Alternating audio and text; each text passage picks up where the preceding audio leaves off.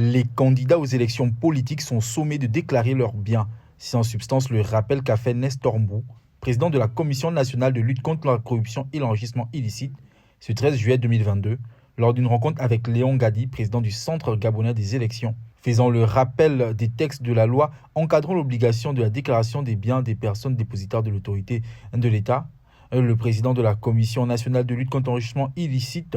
est revenu sur les innovations de la loi 041/2020 qui introduisent cette obligation de transparence aux candidats des élections politiques au Gabon. Et le mérite de la nouvelle loi, notamment la loi 041/2020, a été de faire en sorte que, à l'avenir, les Gabonais, les candidats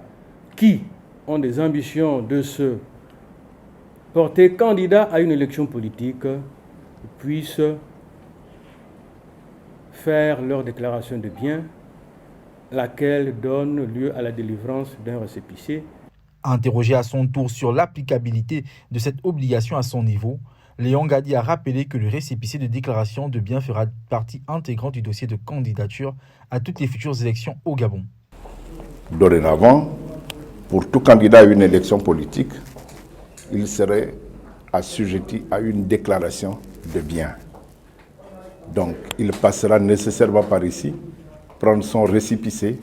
et ce récépissé fera partie des pièces qui doivent accompagner son dossier de candidature. Si les lois renforcent la transparence dans la gouvernance et la lutte contre la corruption sont bienvenues, le secret autour du contenu des déclarations des dépositaires de l'autorité de l'État est souvent exprimé par une opinion de l'opinion publique comme un manque d'audace de la part du législateur.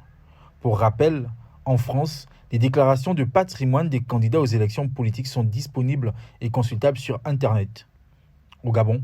cette forme d'opacité autorise certains manquements à la loi et rend difficile le contrôle de la chose publique par la voie société civile, notamment l'obligation faite aux personnes nommées dans la haute administration publique de déposer leur déclaration de biens jusqu'à 3 mois après leur prise de fonction et 3 mois après la cessation.